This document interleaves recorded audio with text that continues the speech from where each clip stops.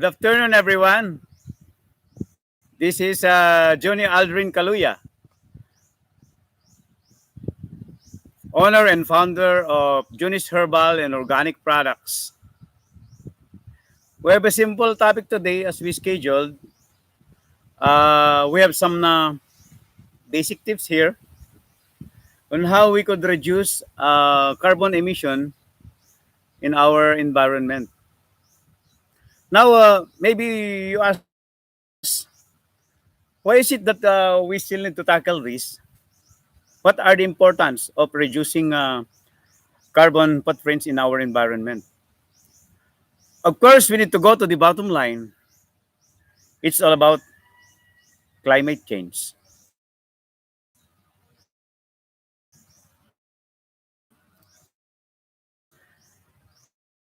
Long time ago, scientists are already aware about the climate change, about what's really happening in our environment, in our Earth, uh, regarding the melting of the ice in the North Pole and South Pole. And some of them predicted that by the year 2021 up to 2030, this is this time that we have right now is the most crucial time. That's why even the UN, they have this Kigali conference, and they encourage especially those who are manufacturing cooling system, the air conditioning systems, the the refrigerators also, the fridge, because they are using the CFC or the chlorofluorocarbon, which is the number one culprit in destroying our ozone layer. Our ozone layer is totally depleted ever since time then, and we have a great issue, a big issue. This is a global issue. Almost all the nations, almost all the presidents are now focusing on this, on how we could really help solve this problem on our climate change. Here in the Philippines, we are the number one that is totally affected by this climate change because we are visited by average of 22 typhoons every year. Imagine that, 22 cyclones, typhoons every year. Our place Apayao is just only 25 kilometers from the sea, from the eastern part of Cagayan. And when there is a typhoon in Cagayan, directly we're hit because we are very near from the seashore, from Pacific Ocean. And number one that devastated our livelihood here, our agricultural products here, because agriculture is our number one source of income here in Apayao. Not only in Apayao, but in the whole Philippines, because we're in a tropical country. So it's totally we are directly affected by this climate change. Look what happened to the Yolanda victims, Typhoon Yolanda in Leyte. And here last year, we are devastated by a flash flood. Imagine our place is already on the top of the hill, but this place that I am sitting is submerged with water. So how about those people on the lower land? You can just imagine that. And the level of the flood on the lower land in Cagayan is reached their rooftop, and many perish. I have a friend here, 200 meters from here. Uh, One of our friend here died because of that flash flood. He was carried away by a strong current and goes to the field and drowned there. That's why yours truly is also a part of my advocacy. A part of my advocacy as I am doing all my business, is to make it sure that wherever I go, I need to share this. I need to share this from within my heart. That bro, pastor, we need I need your help. All of us need to really have this to make this serious thing, the climate change. Of course, we are afraid of war, we are afraid of terrorism, we are afraid of so many things, pandemic, but the effect of climate change into our life, into this whole earth, is even greater and more dangerous than what's really happening right now in our pandemic times. Why? Of course, this is a global concern.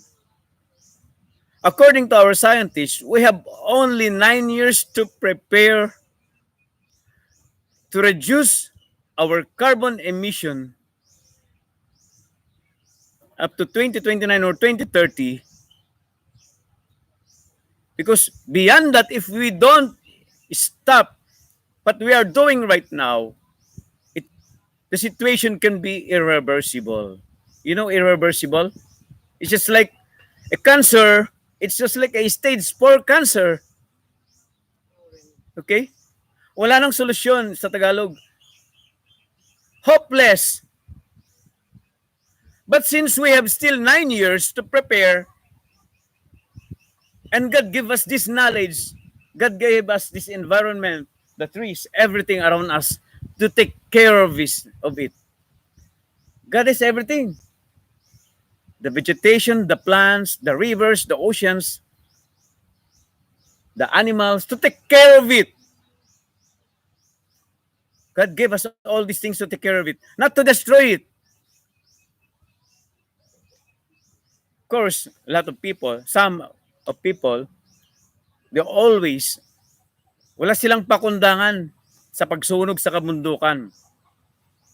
They go to the mountain and cut trees indiscriminately and use as charcoal. Illegal loggers, Carabao loggers, and then the mountain will erode and goes to us and suffer this flash flooding. This is the main reason why I was encouraged then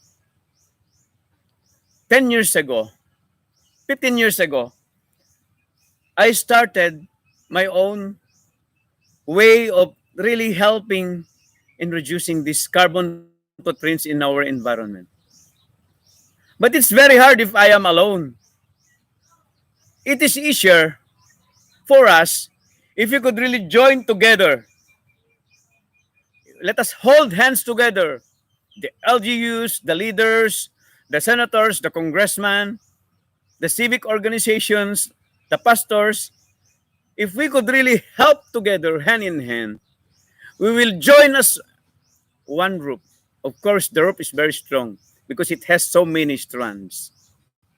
But if you only one strand, you cannot. You don't have any strength at all. That's why this afternoon, I just want to call every single one's heart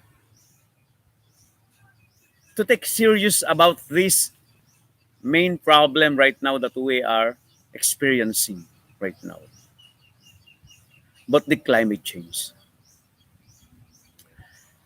I can compare this climate change just like a giant asteroid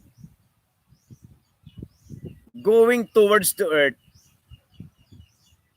at a very, very precise direction within 9 years. That you cannot deflect that very strong asteroid because that is already the perfect path of trajectory. For us, as human beings, God gave us knowledge and talents to see if there is a solution on it, to see if there is a way that we could really be deliver from this giant catastrophic event that will happen to us. So, of course, we will make solutions. All of us will be united. We will share our ideas. We will share the talent that God gave us. Because a blessing is not a blessing unless you share it. Hindi mo pwedeng itago na lang yung blessing sa'yo. It's not a blessing kung itatago mo lang siyang ganyan. Itatago mo lang yung ganyan, yung gem. So my brothers and sisters and friends, I just want to share to you some things that I am doing here in my place that I could reduce carbon from the atmosphere. Example here in Apayao. So if the population here in Apayao is 30,000 example, and every birthday celebration, every anniversary, okay, every wedding that we're gonna do, every celebration that we're gonna do, we will commit to plant 10 trees. Or we will commit to plant 10 trees every month. So in 1 month, times 10, times 30, that is 300,000 trees that are going to be planted in 1 month for a 30,000 groups of people. So in 10 months, we will gonna be reaching out 3 million plants. 3 million plants na maitanim natin dito sa Apayao, in our place in Apayao. If everybody of us had a goal, every province, 72 provinces and whatever cities, 60 cities or more, will join us in this advocacy, that every single one of us will plant 10 plants every month. If we are 100 million here in the Philippines, okay, times 10, ilan na ba yun, mami? 1 billion? Okay? So 100 million, 200 million, 300 million, 400 million, 500 million, okay, 700 million. 1 billion tree in 10 months? Wow! Ang ganda. So by just having that simple plan, we will reduce our carbon footprints also.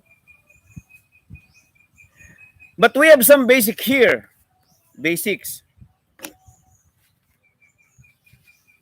In our transportation system globally, by using the fuel, our carbon emission sharing is about 27%, 28%. So transportation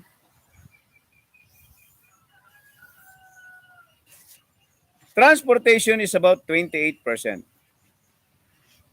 Okay? Baliktad. 28% is transportation.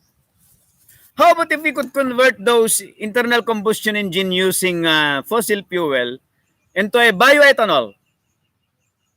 You know bioethanol? Yung galing sa alcohol. Okay? Pwede kasi natin we can use the source of bioethanol. Pwedeng corn, di ba? Any vegetable or any grain that is rich in C12, H22O11 sugar or C6H12O6 starch. Corn, di ba? Pwede rin yun. So by using bioethanol, we can reduce or other forms of vehicle, just like the electric vehicle, just like what happening to Mr. Elon Musk, converting now their goal is to produce, I think, half million electric cars, electric vehicles every year, because now they have their gigafactories.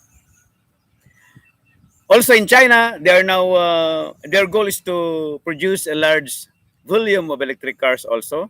Toyota is also in partner with Tesla. Ano pa yung mga iba? GMC, General Motors, Mercedes-Benz, BMW. Almost all the giant manufacturing cars right now are not focusing on EVs, on electric vehicles. So with this, the 28% share of carbon emission will be reduced by 28%. Another is the 15% on our electric consumption, on our cooking, our lights, our basic 15%. Okay? How to reduce that? Okay? And we have also to reduce that, of course, before going out to your room, you can switch off. Switch off. Basic. In opening your refrigerator, plan to open your refrigerator, not just like open every now and then. Schedule of opening it or your freezer. Okay? Especially, we have also a portion of 17% on our heating and cooling appliances. Example of cooling are air conditionings, okay, air conditioning units. Heating, of course, in the cold part of the world, they have heaters, radiators. 17% po ang share nun. 17%. Okay? So 15, 17, and 28 is equivalent of 60% reduction. So on that 17%, sa heating and cooling, we can insulate our house. We can insulate our homes. We can use effective ceilings. Okay? In order to reduce our electric consumption. The same also with cooling. The same principle. Or we can go off grid. Okay? 15 plus 17. So our daily consumption in the house plus the cooling and heating 17 to 32% will be reduced if we will also go off grid. Off grid means using other renewable source of energy just like the solar panel, wind energy. Okay? If you are near the creek, you can make some simple turbines there to produce electricity. Wind turbine, there in the field, we have here, very near from us, wind turbine. Okay? It generates also electricity. The windmills, solar panels in our family house, we have already solar panels there. That is almost 10 years installed already. So, if we go off grid, of course, we reduce 60% of our carbon emission. Bakit ko nasabi yon? It's my own experience. When I'm in graduating class, I was assigned in Sukat Thermal Power Plant. And nakita ko, yung mga ano doon, kung ilang 2,000 barrels, my God. 2,000 barrels, average, of crude oil being burned every single day, my God. Grabe, ang laki.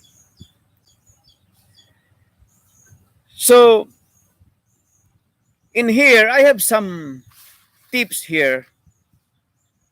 By the way, in our stats, as of this year, we are now emitting 35 billion tons of CO2. 35 billion tons of CO2 every year. Wow, that's huge amount. And every single year, we are increasing to 0.6%. Every single year. So by the year 2050, we're gonna reach 45 billion tons. 45 billion tons of carbon emission every year. My God. So my brothers and sisters and friends, we have some simple ways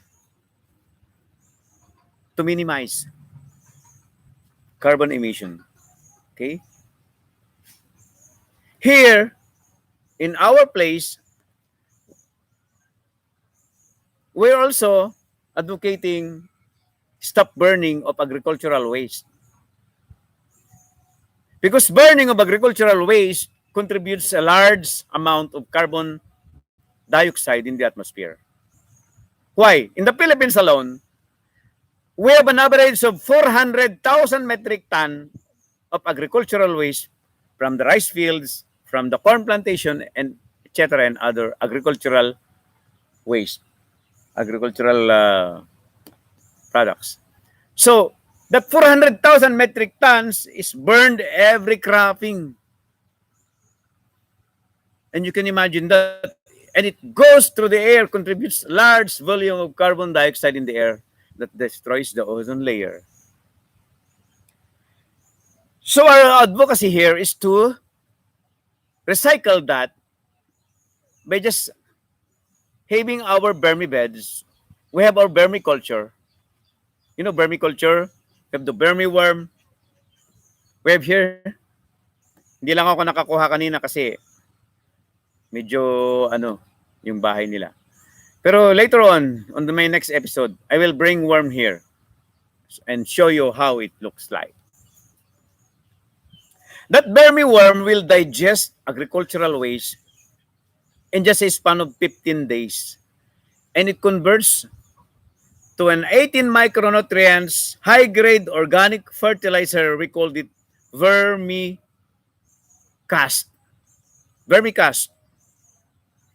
That vermicast right now is for sale online para sa pagpapataba for fertilizer of our trees and plants. Okay? Here, I'm using vermicast. This is vermicast. I'm using vermicast to fertilize my plants. By the way, this plant is Barringtonia asiatica. Okay? Cousin of rubber tree. Okay? So, by converting those agricultural waste, 400,000 metric ton of agricultural waste into a organic fertilizer, we can save the earth. We can help save the earth. Why? We can use that fertilizer into the rice field, into the vegetable farms, instead of using the chemical fertilizers that contributes methane, everything in the atmosphere. We have also some things here that we are doing in the house. I have here we call this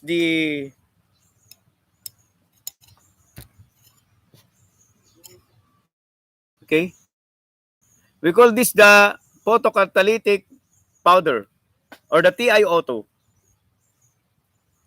This titanium dioxide filters the air. Okay? As it will react to sunlight or any form of photons or any form of light, it absorbs pollutants in the air and it breaks down. The carbon breaks down. And this one also reacts on the sunlight or any form of light. It forms ozone. Di ba? Ozone is a triple atom oxygen, O3, that is the blanket of the air, of the earth. Okay? So I have here. Then what I did is I mixed this with water and I painted it here. I painted here in my helmet. So every time I use my helmet and it reacts with sunlight, it produces O3, ozone, O3. Okay? And at the same time, the ozone kills the viruses around me. 99.9% virus kill here around me. So as I use this helmet, I am a virus-free person.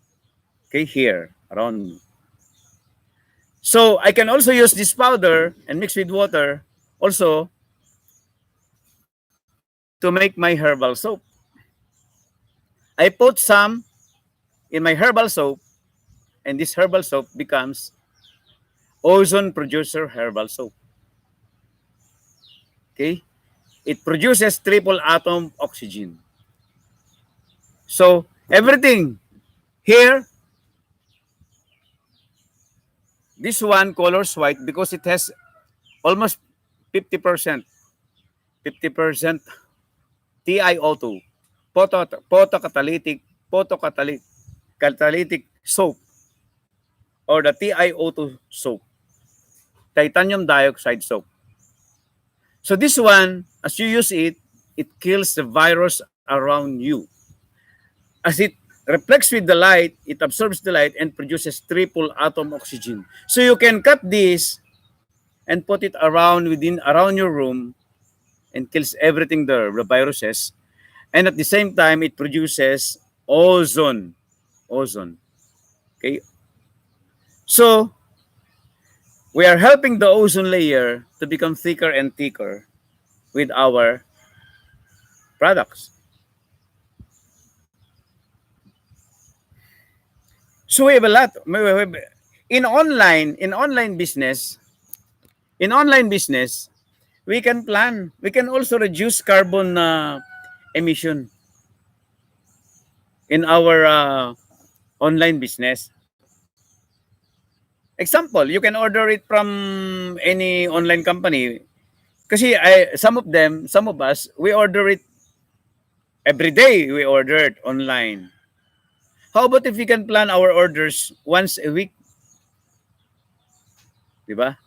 So that the motorcycle, the delivery boy will just only come back once a week, not every single day.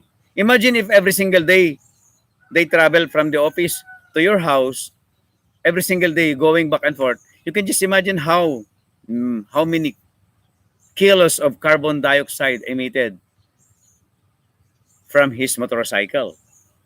So if we could also plan our tour, we could also plan our what do you call this, outings once a month, not every week. Okay, so everything we could reduce. Okay, we have lots of simple ways. Okay, in the big malls, they use air curtains in their gates so that the cold air will not go out. Okay, air curtain. You know the air curtain in the gate. Okay, to save energy, to reduce carbon emission. Why? The power plant, when you are saving energy, okay, the volume of the fuel burned every single minute reduces also. What when the demand is great, automatically the power plant is governor, automatic increase of fuel injection. So that the RPM, the more generators will be operated to meet that demand of the current in your community. Because if that will not happen, you will experience brownout or blackout. So automatically, if we overuse electricity, then these power plants will be overrun also. That's why we experience power plant breakdowns, especially during summer times. We experience brownouts everywhere. Okay? So my brothers and sisters, these are just simple things. These are just simple things, but it means a lot. It's a very, very big factor to us. If every single one of us will join me in planting trees, 10 trees every month, in 10 months, 100 trees, in 30,000 population, 300,000 trees, in 1 million population, okay, in 1 month, 10 million in 10 months. Okay? You can just imagine that. Very, very big. So if our LGUs, our leaders, our governors, our congressmen, our mayors, our barangay captains will listen to this simple advocacy of mine. Please join me in my dream to make this earth green again, to make this earth typhoon-free. Because the thermostat of the atmosphere goes back again to normal. As of right now, the thermostat of the atmosphere, since we have so much carbon emission in the atmosphere, it's abnormal. It's abnormal. But if we plant many, many trees, our goal is one person, 10 trees in a month, this will happen. And we will also encourage those companies manufacturing air conditioning systems using these CFCs, chlorofluorocarbon, to stop using this. In fact, we have also an invention with my son. Okay? We use off-grid, freon-less air conditioning system. Kung ako nga kaya kong gumawa ng freon-less, off-grid, 12 volts battery, air conditioning system, how much more to the big companies? Please. Don't just focus on the profit. Let's focus on how we could really save this earth, how we could really save our planet. We have only 9 years to prepare. We have only 9 years to prepare, my brothers and sisters. So the call of the hour right now is for us to digest the things that I've told you a while ago. Basic, every month, plant 10 trees. Di ba madali lang gawin yun? So tayo sa mga organizations natin, kagaya namin sa FFCI, pwede kaming mag-goal ng, magtanim tayo ng 10 trees every month. Kung 100 kaming membro, 100 times 10, that is 1,000 trees every month. In 10 months, 100,000 po yung may tatanim namin doon sa 100 members. But we are not only 100 members, we are several thousands globally in our organizations. In the church, of course, we are so many, very many. Ang dami din natin. Okay? Mag-goal din tayo tig sa 10.